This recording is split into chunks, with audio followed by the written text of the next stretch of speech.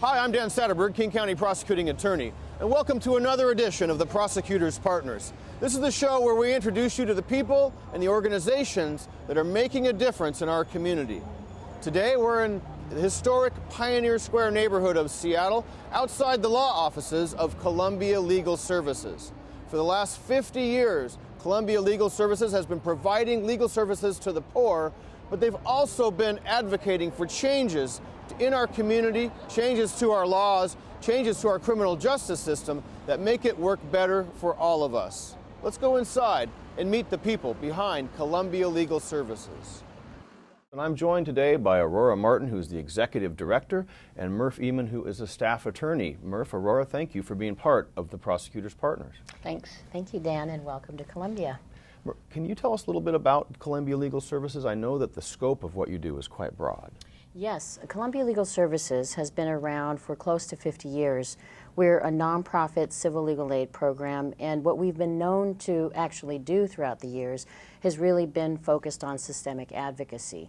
We now have 4 projects focused on basic human needs, children and youth, the institutions project, as well as working families. All 4 of the projects focus on trying to come up with systemic solutions to people living in poverty. So you're both trying to change the law, but you also provide the legal help to help enforce existing law. Yes, yes, we do. And as a result of that, we're actually doing policy reform work with a variety of partners like the prosecutor's office, as well as large-scale litigation, and also some creative partnerships intended to actually enforce or explore other opportunities to educate the public on their legal rights. You know, without legal services for the poor, it seems to me that so many of the laws that are on the books are just words, and you make them come alive. Right. In fact, the quilt behind me was given by the Washington Coalition for the Homeless, and each of the quilt squares represents the 7,300 children around the state whose the case affected. Well, one of the things that I'm also drawn to about your work is the way that you focused on prison reform and also the laws that sometimes trip people up and send them back to prison after they've been released. You know, when you look at the statistics, they're not good. 2 out of 3 people who are released from prison are going to be rearrested within 3 years, and half of them will go back to prison. Murph, what kind of things can Columbia do, working in partnership with others, to help reform that statistic? Well, one of the things we've really looked at are the barriers that people face to getting employment. Most studies show that employment is a key factor for people not going back to prison or jail. And so one of the barriers that people have is when you fill out a job application, you almost always have to check a box that says whether or not you've been convicted of a crime or even arrested. And that could be that could stop the process right there if you don't even get a chance to talk to anybody. If you're online and you're filling out the form, that's it, you're done if you have to check that box. So what can we do to fix that? So what we've done is we have partnered with various community organizations like the Urban League and Pioneer Human Services, and we lobbied City Council and talked to policymakers and worked with businesses to come up with an ordinance that would remove the box, that would ban the box, and not allow employers to advertise that you have to have a clean criminal history to apply. And so that passed last year in June 2013. But what we found is, although that removed one barrier, a barrier that remained is people could not get the occupational licenses they need to qualify for those kinds of jobs.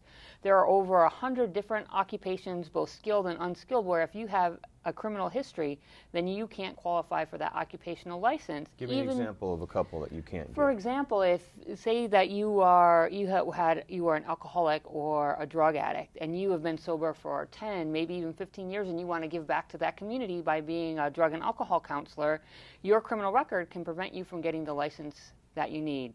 And it can prevent you from getting the internship to earn the number of hours you need in order to get that license.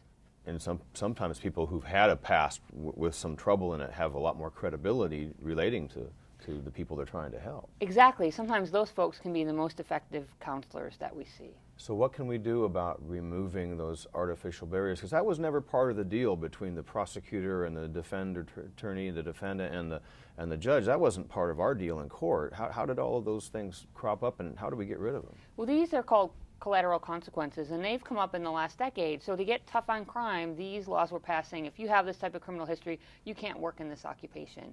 And there was some sense to it where if the crime was somehow directly related to your ability to perform in that job, it made sense. But most of them are punitive and they don't make sense. And what we can do is we could have a process where people could go into court and say, I have changed my circumstances. I have restored myself through vocational training or through therapy or through chemical dependency treatment, and I've turned my life around. And the judge could look at that and say, yes, you have. You've done all of these things. You haven't committed any more crimes for the last 3 years, and give this person a certificate. They could then take that certificate to the licensing agency and say, I've rehabilitated myself. That barrier should be removed. And that's what we're working on, and we're partnering with your office and have appreciated that partnership to say, look, people need to have that opportunity to start a new life. And every barrier that you put means one more statistic. This person then becomes a statistic who goes back to prison because they say, I can't work, I can't improve myself, I can't move up, and it's easier just to sell drugs on the street, or it's easier to engage in illegal behavior than it is to try to live a clean and better life. And we want to support people coming out, and studies show that the more people that have jobs and housing who have a criminal record, public safety is dramatically increased. Well, it only makes sense. If you go out of prison and you can't find a place to live and you can't get a job, you told me you can't even be a waiter in a restaurant and serve a glass of wine if you've got a felony record. If you're an alcohol server and you have that license and you are convicted of a felony, you lose that license. Just to work at someplace like Red Robin serving drinks, you're not able to do that. And that's the kind of entry-level job that we would hope people would be able to get to start to get their feet under them and become taxpayers someday, which is what we want. Yeah, and the majority of people really do want to turn their lives around when they get out of prison. That's the moment when people have the most enthusiasm and really want to do things differently. So if we can catch people then, and now with healthcare reform and those changes, people will have healthcare benefits. They can start accessing those things in prison.